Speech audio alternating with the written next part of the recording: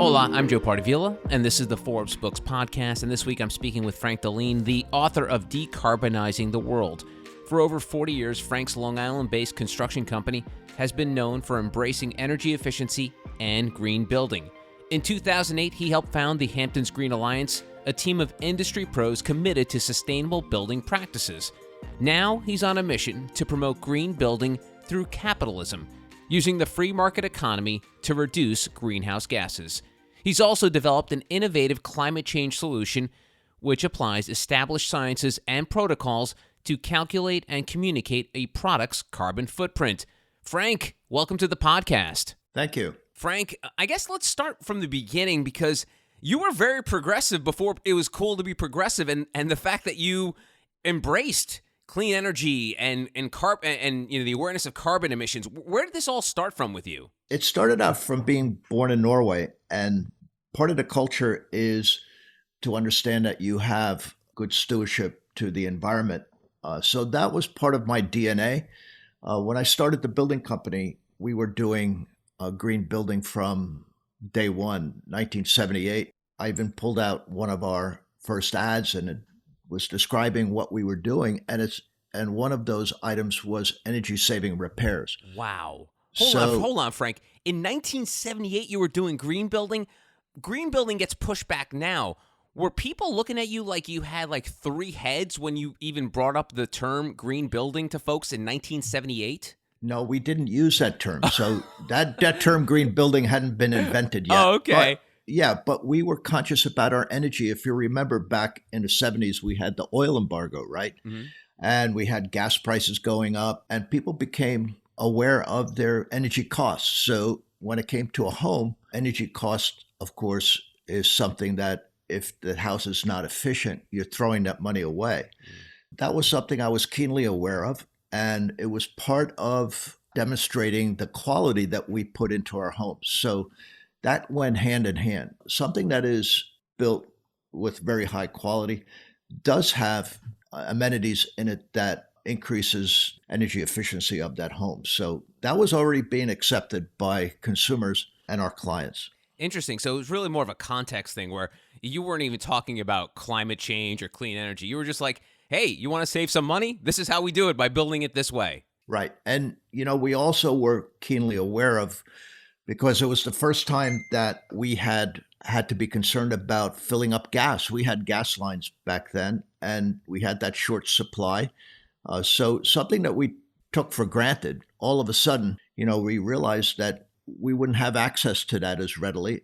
And so that became an issue. And so it was almost unintentional, the fact that you were sort of this clean energy, green builder. And then when did you realize, oh, this is a thing that everyone should be doing? Because I guess at first you're sort of like your entrepreneurial brain is sort of like churning. It's like, all right, cool. I can offer these services and this kind of build and save people money, and then I'll make money. But when did it kick into you that you're like, oh, this is how everybody should be making buildings and building homes? That's very true. It was our way actually of having a competitive advantage. So this is actually the basis of developing Iceman. There is a competitive advantage to being energy efficient and building things in quote green, even though we didn't call it green. Right. That was something that nobody was really doing then. So it almost seems like you guys were on the fringes. You guys were kind of like the edgy builders. Do you remember when it became sort of acceptable across the entire landscape of your sort of industry? Yeah, it was when the National Association of Home Builders began adopting green building, and they had the green building standard, which was to keep up with what was going on with the U.S. Green Building Council and LEED certification for homes. I would say that was somewhere late 90s, early 2000s. So you were 20 years ahead of your time, Frank. Yeah, about that. That's amazing.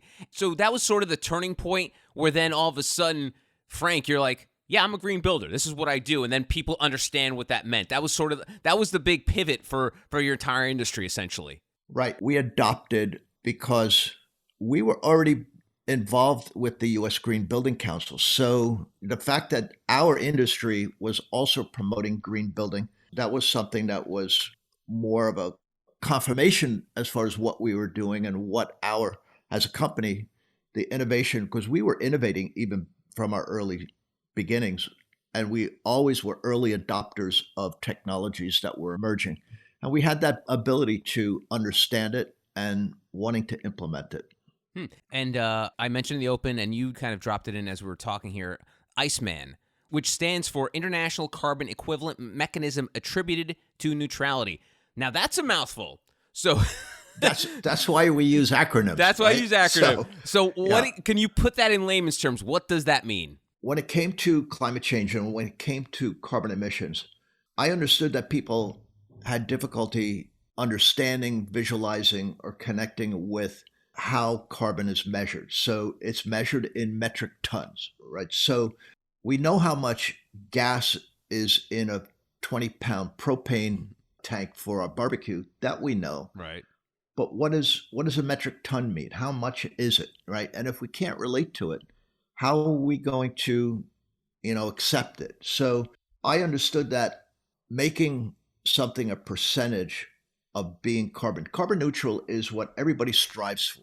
Right. So we want to be carbon neutral, but we can't always make it to be 100% carbon neutral. We may make it halfway there, for example. So that becomes, if we make it halfway there, so we're 50% carbon neutral. A percentage of something is something that internationally is understood, no matter where you are in the world. The idea was to create an index system from 1 to 100 to indicate what percentage of carbon neutral we achieved. That would be easily understood by consumers or anybody. So this is why I developed it in that way. And then that measurement can be put on packaging, and that then creates a market-driven mechanism to reduce greenhouse gases. Interesting. So what basically you did is, for all the stat heads out there, you developed a statistic to quantify the carbon neutrality. Is that sort of a pretty good description of it? That's a very good description of it. Oh, look at that. Not bad for a kid from Jersey. All right, good. Right. And so talk to me about this as part of your mission and writing the book, Decarbonize the World. How has the building community, green building folks, even people outside of that sphere, how have they taken to the concepts of Decarbonize the World and Iceman? So what I understood from the very beginning, because Iceman will impact every manufactured product in the world. So it is something that's very large. It's something that I visualize it would be something that would be adopted throughout the world.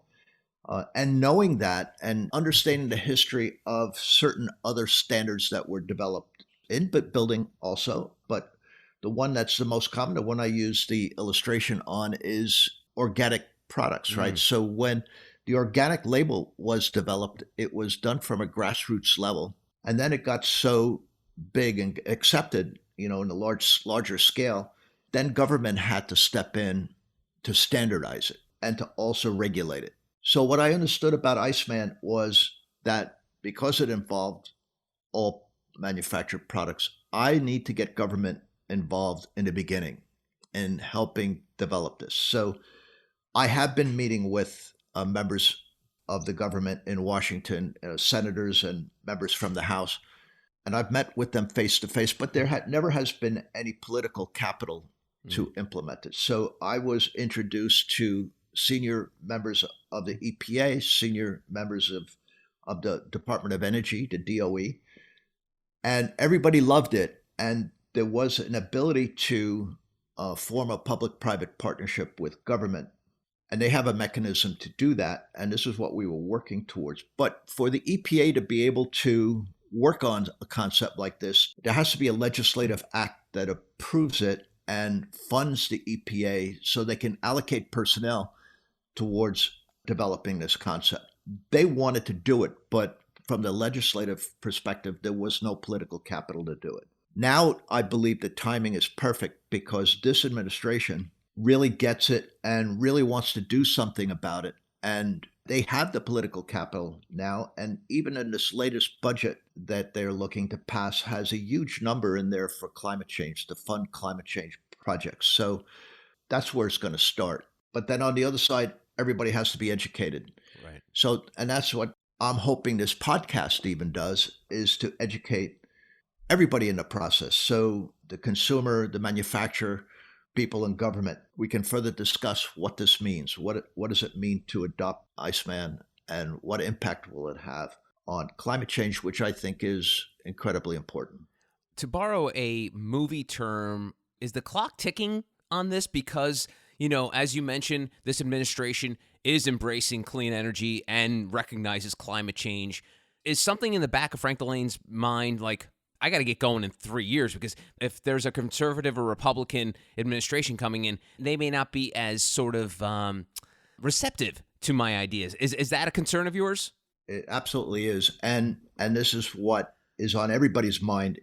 There comes a point in time, and I discussed this in a book, where there's a feedback loop. At a moment when the carbon emissions in the atmosphere reach a certain point, it begins melting, for example, the tundra and the North Pole. We know a lot of ice has been melting, but when the tundra begins to melt, it has entrapped within the tundra methane, and methane is 32 times more powerful in creating global warming than carbon dioxide itself. So that methane will begin getting released into the atmosphere and create this feedback loop, which there's a point of no return. Everybody's talking about this right now, and what those levels are. Some people say 2 degrees increase in average temperature. Some people say 4 degrees. I don't think we really know what it is, but we know there's a point in time where we have to turn back the clock and start reducing the total greenhouse gas emissions in the world. So it doesn't help that the US just does it. It doesn't help that just Europe does it. China has to get involved. India has to get involved. It's a global effort, because we all breathe the same air. We all belong to the same environment. What happens in China impacts us here. What we do here impacts people, in China. So we have to all come to an agreement. And so I'm hoping that this is a concept, Iceman is a concept that everybody can rally around, right? And everybody can agree to. And if that's the case, then we have a very powerful tool in reducing greenhouse gases. And I think that is what is incredible. And there is a sense of urgency in getting it adopted and turning back that clock. Frank, when I speak to a lot of green entrepreneurs or clean energy entrepreneurs, one of the recurring themes of the conversations is, listen, I'm not even going into the climate change discussion. I'm going into ka-ching discussion, where this venture will make you rich. This will make a lot of money for a lot of people. Is that probably the best way for folks on the entrepreneurial side of it? Is that the best way to approach it? Not even go into the climate change facts, the idea that the ice caps are melting, avoid all that, but just get into the nuts and bolts of making money? 100%. I'm the past chair of the Energy Sustainability Committee in the town of East Hampton. I led the town to adopt the Comprehensive Energy Vision. And when we wrote that, we put in there that whatever we do to reduce energy, adopting renewable energy, whatever it is, making buildings more energy efficient, adopting code, whatever we do has to have a financial benefit. It's true. When you adopt renewable energy, there is a financial benefit to that. So the great example that I have is with solar panels on a roof. In our grid on Long Island, we pay 22 cents a kilowatt hour for our electricity. That's about twice the national average, which is about 10 cents a kilowatt hour. Well, everything's twice the cost in Long Island, Frank. You know that, but absolutely, right. But I digress. Go ahead, Frank. Yeah. Continue your point. For us, the initial investment in solar panels, from energy savings, there's a 7-year payback period. The lifespan of a solar panel is 30 to 40 years. After 7 years, it means we are receiving free electricity for the next 23 to 33 years. There is degradation over time on these solar panels. We understand what that is, and we can calculate that.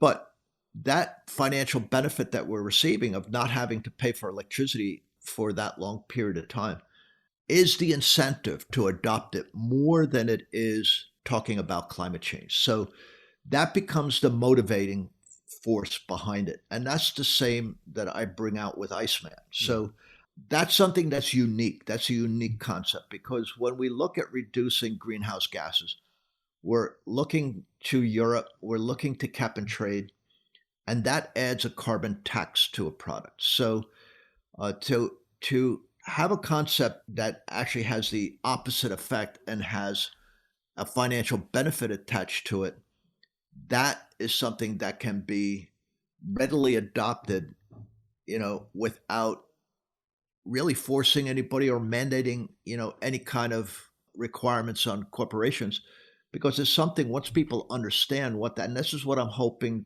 that comes out of me writing this book also, is from the manufacturer side, understanding that when I do adopt renewable energy to reduce my carbon footprint impact, then I also have a financial benefit. And manufacturers understand this, right? And they understand even to purchase machinery to automate, to create more efficiency in their production of whatever product they're manufacturing. There is an upfront cost to that. And they're accustomed to understanding how to amortize that over a period of time. The same way we just talked about with solar energy, how after that 7-year payback period, we have that free electricity for that many years. So this is something that's not a new concept to manufacturing. It is something new as far as different methodologies or different mechanisms that exist to reduce carbon emissions. So right now, present administration is making certain decisions, which is having an impact on the price we pay for gas and oil, gas in our car. I understand in California, it's reached about $7, $8 a gallon. I've seen it here about $4 or $5 a gallon. In the Hamptons, we always pay a little bit more for gas. And so that increase is almost like a tax. This administration is actually hoping that we will drive less because it's going to cost us more to drive.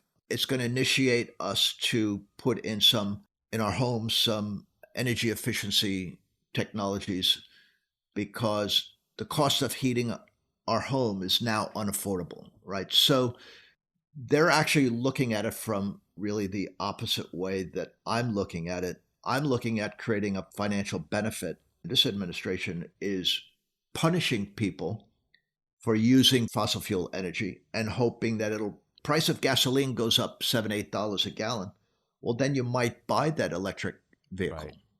You see? Yeah. So they're hoping to stimulate us to go into carbon reducing technologies by increasing the cost of using fossil fuels. And so we will get away from it. Well, that's one way to look at it. The other way to look at it is there's a financial benefit for me to do it. So why don't I do that first, no matter what the price of gas is? It's funny, too, because what people don't realize is, we talk about blue states and red states and how the thought processes are very different on a lot of different topics. But if you look at the states that have the largest increase in renewable energy production, more than half of the top 10, it's all red states. And obviously, if you were probably to speak to a politician from that said state, if you mentioned climate change, they'd probably brush you off and be like, next question. But when you have states like Kansas, Nebraska, Oklahoma, Texas, Ohio, Utah, they're all red states. They're all in, especially on wind. So talk to me about wind and how that plays into Iceman. Yeah, first let me say that when it comes to improving our environment, being responsible, having good stewardship to our environment, that's something that should not be political. Yeah. We all breathe the same air. We all drink the same water. It doesn't matter if we're Republican or Democrat. We're all suffering the negative impacts of climate change.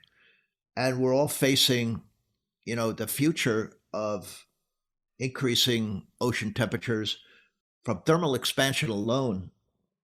you will have sea level rise. Forget about the discussion in, how much ice is melting, or, ice is melting in the north, but it's accumulating in the south, right? So forget about all of that. Just from the increasing of global temperatures is increasing ocean temperatures. Nobody denies that. That is data that's accepted by everybody.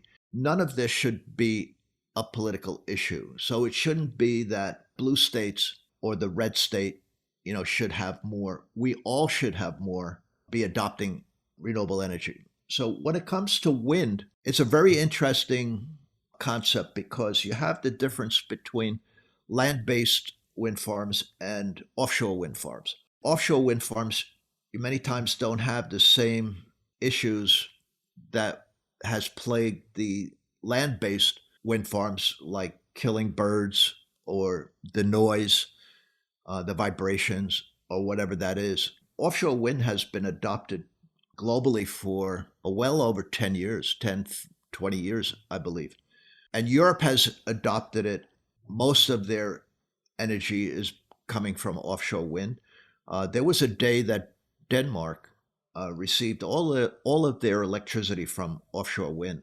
It's something that us in East Hampton, we adopted a goal to be 100% renewable in electricity. So, and about that time, offshore wind was being developed, so we fully embraced it. Our utility put out an RFP, request for proposal, to produce electricity to the east end of Long Island because a lot of the plants were at their end of their useful life cycle. So they needed to replace it with something. So they put out a request for proposal of producing electricity that was technology agnostic, meaning it doesn't matter what kind of technology it was, whether it was a oil-fired electric generator like we presently have, or it was solar farms.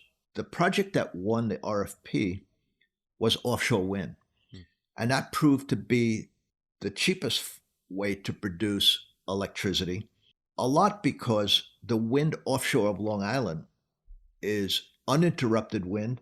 It's very consistent, and they consider it to be the Saudi Arabia of wind. Because of that, creates efficiency, and also wind turbines themselves are much larger when they're offshore. So for each turbine, they're able to produce much more electricity, which means you don't need as many turbines to produce a set amount of electricity. So the efficiency also of the generators to produce electricity in the wind farms, that increased significantly. So you had a couple of things happen.